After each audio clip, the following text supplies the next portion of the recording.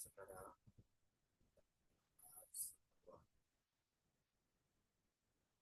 manusia harus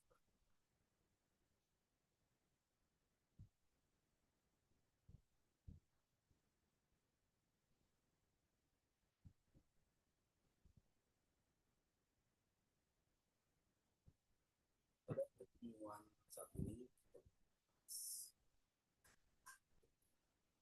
tema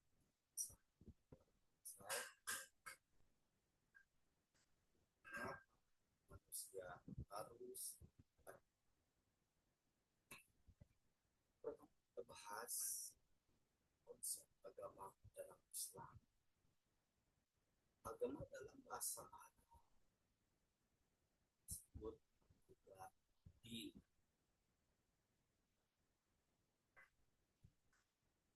Sari kalimatmu dari balasan.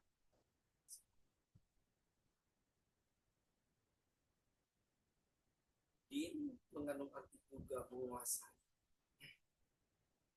Sebab itu manusia yang beragama adalah menguasai pada para Subhanahu. Bukan kita mengikuti hawa nafsu, justru hawa nafsu kita harus mengikuti jiwa kita yang telah ini sebagai umat manusia yang berakal.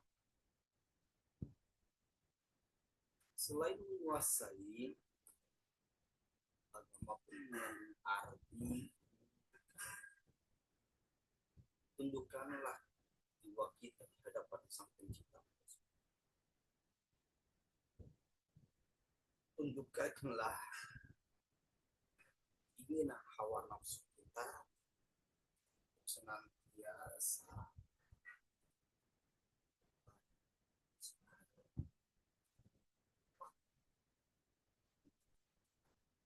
yang mengaku sebagai manusia yang beragama adalah patuh kepada Sang Allah Subhanahu. Bahkan menurut Harun Nasution,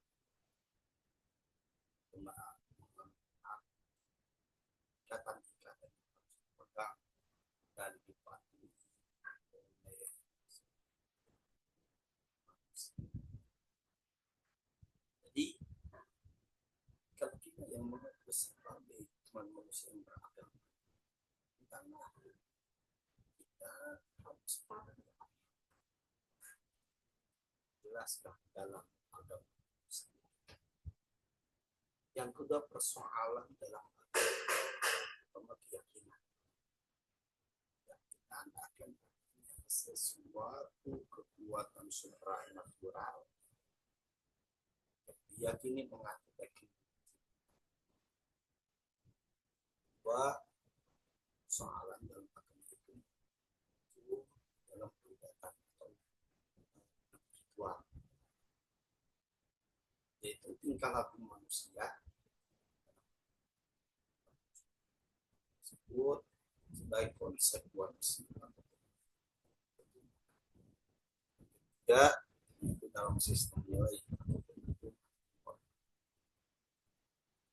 Sistem nilai ini mengatur hubungan manusia dengan manusia lainnya dalam semesta yang berkaitan dengan keyakinan tersebut.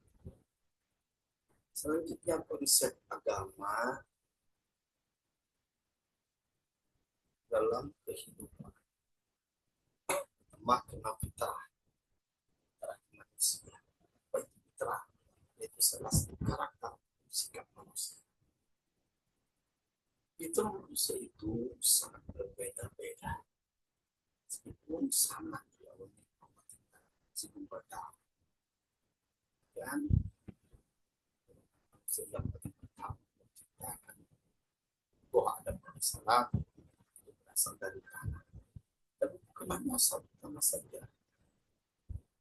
Dan menjelaskan dari 7 tanah. Ya, sifat manusia itu berbeda-beda. Karena Nabi Adam mau menciptakan bukan dari satu tanah saja. Tanah dari satu tempat saja, tetapi dari 7 tanah 7 tempat. Yang kedua karena keterbatasan akal manusia. Siapa manusia? Selain ada sebuah kekurangan. Manusia itu tidak pernah selamat. Sebab bukan malaikat. Manusia pun tidak akan bisa selamat. Karena manusia bukan setan. Dan sifat manusia itu tapi tidak masalah. Justru kita yang harus manusia itu harus lebih banyak kebaikan kesalahan. Ketiga, konsep agama dalam kehidupan itu tantangan yang dihadapi manusia. Tantangan sangat banyak.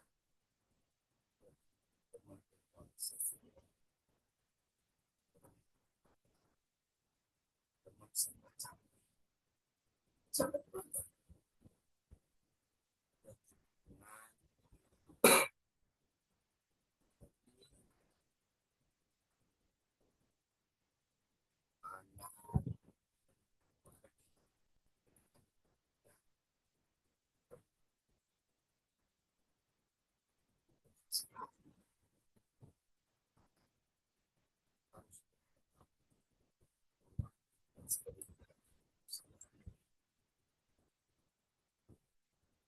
Selanjutnya jenis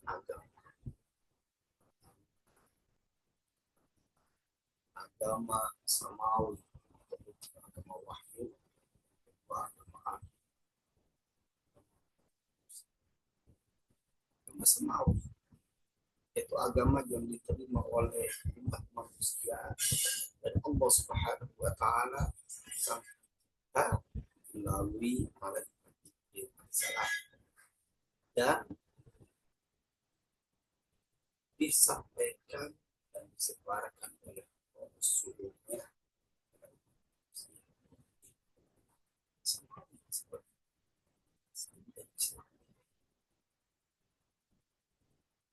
Nasrani atau Yahudi memberikan kepada nabi-nabi terdahulu sebelum Allah SAW. Nasrani Allah berikan kepada Nabi Muhammad SAW. Dan Islam itu sendiri Allah berikan kepada Nabi SAW dari Nabi akhir.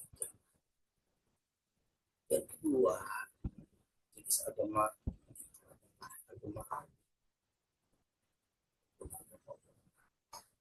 ya, yang mana agama ini sandar semata-mata pada ajaran serta manusia.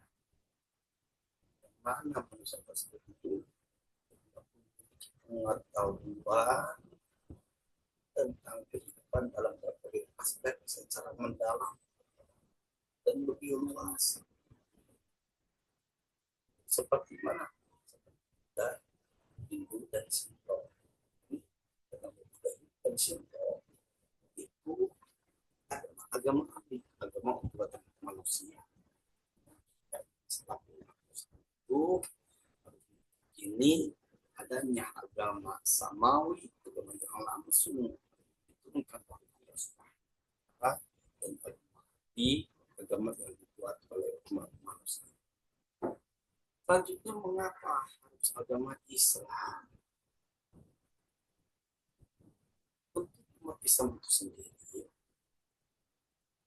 Islam adalah istimewanya adalah Allah SWT sendiri yang memberi nama Islam. Yang mana kata Islam ini berulang kali diungkapkan dalam Al-Quran.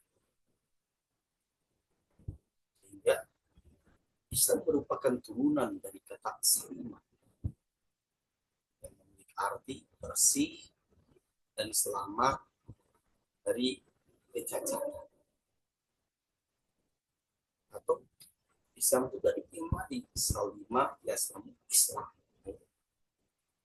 Islam dapat juga terakil dari kata aslimu yang berarti perdamaian dan keamanan.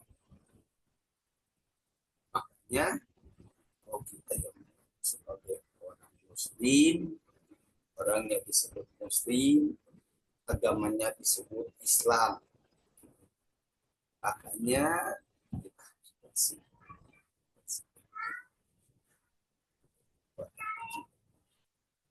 bersihkan ucapan kita, ucapan selamat sampai nanti pada akhirnya juga menyampaikan Islam cinta damai. Justru Islam yang menjadi pemberontak di negara. Tidak boleh. Justru kita seorang muslim,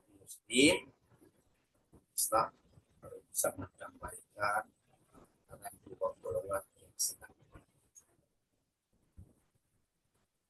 Dan selanjutnya tauhid bagi pemeluk agama. Pertama tauhid rububiyah, tauhid uluhiyah, dan tauhid asma wa sifat.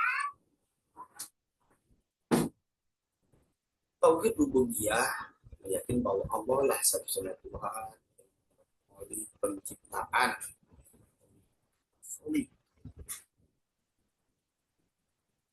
Lain sebagai penciptaan, Allah sebagai pemelihara, mengatur, penguasa, dan pemilih.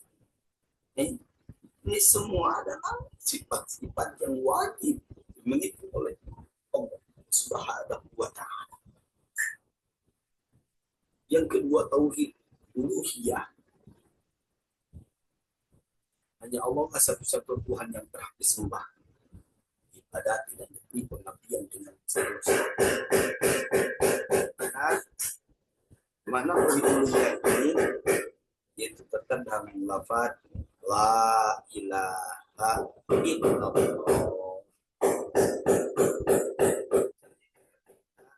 Tauhid asma wa sifat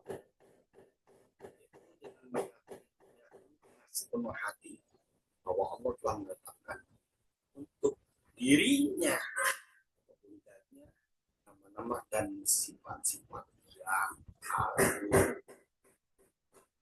Itu yang 99 asma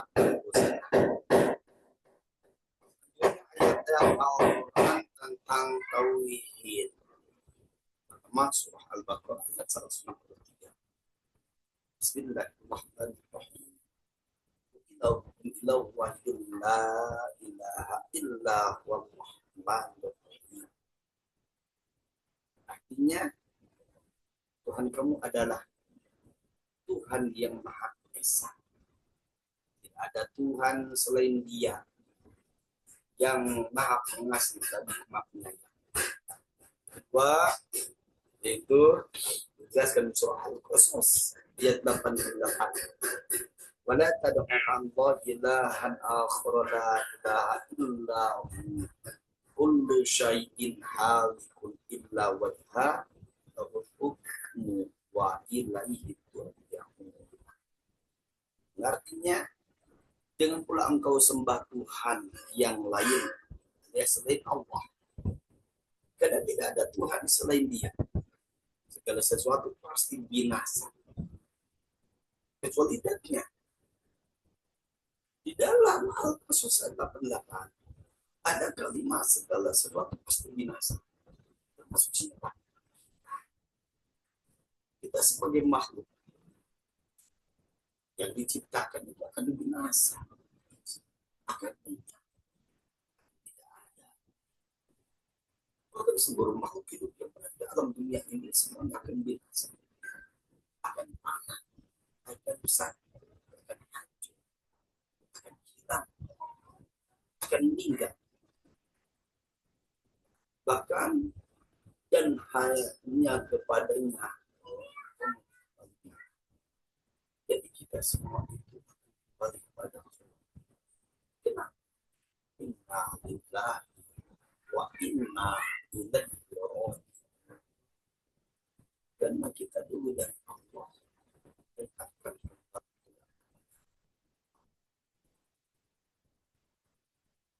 sekian dan terima kasih. Mungkin yang bisa sampaikan, bisa bermanfaat semuanya. Akhirul kalam, wabillahi taufiq wal hidayah. Wassalamualaikum